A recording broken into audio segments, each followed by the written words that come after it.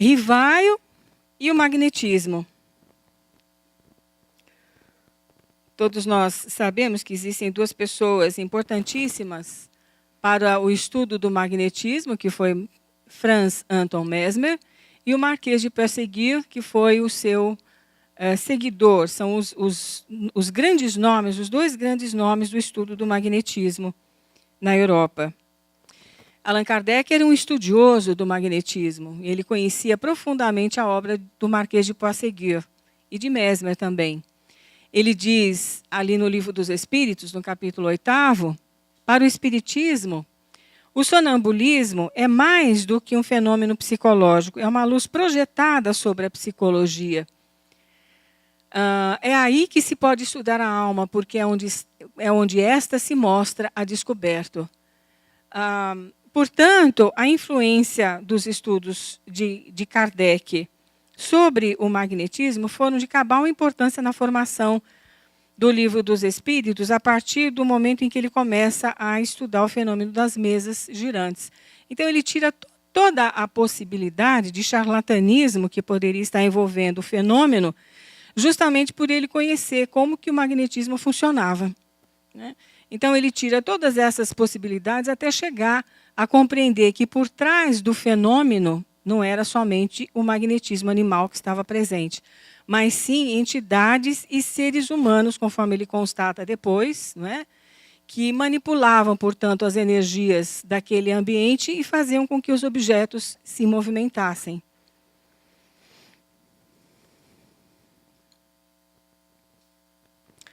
Na Revista Espírita de 1858, ele fala da sua iniciação no magnetismo a partir do ano de 1823.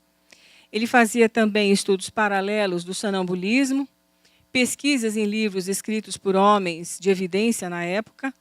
Anna Blackwell diz que Rivaio tomou parte ativa nos trabalhos da Sociedade de Magnetismo de Paris, a mais importante da França. Foi lá que, esse ano, ele conhece o seu Fortier, que anos depois, em 1854, vai lhe falar sobre as mesas girantes. Então, ele já conhecia o seu Fortier, né, desde esse momento. Portanto, ele sabia da seriedade do trabalho dessa sociedade e dos componentes. Aliás, a seriedade é a tônica dos trabalhos de Rivaio.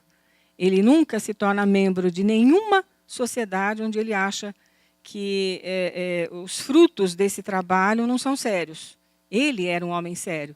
Portanto, ele só se tornava membro de sociedades, vocês vão ver daqui a pouco, inúmeras, dezenas de sociedades das quais ele fazia parte. Todas elas seríssimas, porque foram escolhidas a dedo por ele. Então, dos fenômenos magnéticos, do sonambulismo, do êxtase, as manifestações espíritas, não há senão um passo. A sua conexão é tal que é, por assim dizer, impossível falar de um sem falar do outro. Olha que interessante. Eu fico imaginando como que seria, naquela época, assistir a um fenômeno de mesa girante. Vocês já pensaram que coisa interessante? Porque até começos do século XX, aqui no Brasil, também tinham manifestações de mesas girantes, não é? Que posteriormente levou o nome, a parapsicologia deu o nome de poltergeist, né? Objetos que voam, etc. e tal. Mas na época em si, o processo começa de uma forma bastante diferente. E é importante que a gente saiba que não era somente na França, lá na Europa inteira, no Brasil, na Oceania, na África, em todos os lugares do mundo, os momentos que antecederam a codificação foram momentos de fenômenos contundentes do mundo inteiro. Para a gente saber como que isso acontecia, basta que a gente pegue pela internet os jornais da época, né? Do começo do século XIX, principalmente, para a gente ver ali, todas as manchetes traziam fenômenos de mesas que andavam, cadeiras que voavam, objetos que saíam de um lugar para o outro sem ninguém tocá-los, né? Então, tudo isso foi feito de uma maneira bastante contundente para chamar a atenção de todas as pessoas, para que depois viesse Kardec para estudar o fenômeno em si e para ver as suas causas, porque o objetivo inicial aí era saber a causa do problema, né? A causa de tudo isso. e não somente analisar os seus efeitos. Aliás, dos efeitos ele vai remontar a causa. Muito bem, as atividades pedagógicas de Rivaio. Em 1825, ele abre uma escola de primeiro grau. Em 1826 até 1834, é um Instituto Rivaio, modelado no extinto Instituto de Verdun. Ele faz um modelo do que ele aprendera com Pestalozzi. Ele abre uma escola aos moldes do que Pestalozzi tivera. Ele também se coloca como o segundo pai das crianças e dos jovens que estudam com ele, continuando junto aos jovens a tarefa educativa do lar. Olha só, gente, esse que é um educador, hein? Já pensaram se a gente tivesse educadores assim? Que estendessem para dentro da escola um lar, né? Muitas vezes os lares de onde as crianças são provenientes, os jovens, são lares desarticulados, né? Onde não haja harmonia entre os pais, etc. Mas se a escola propiciasse isso, sem dúvida nenhuma que o jovem, a criança, teria uma vida um pouco mais regrada, um pouco melhor, um pouco mais saudável, né? Era o que Rivaio tentava fazer. Ele recebia a colaboração da professora Amélie Boudet, com quem se casara em 1832, e contou com o apoio financeiro de um de seus tios. Ele chamava os seus alunos de meus amigos. Olha que coisa interessante. A gente sabe depois o que aconteceu com essa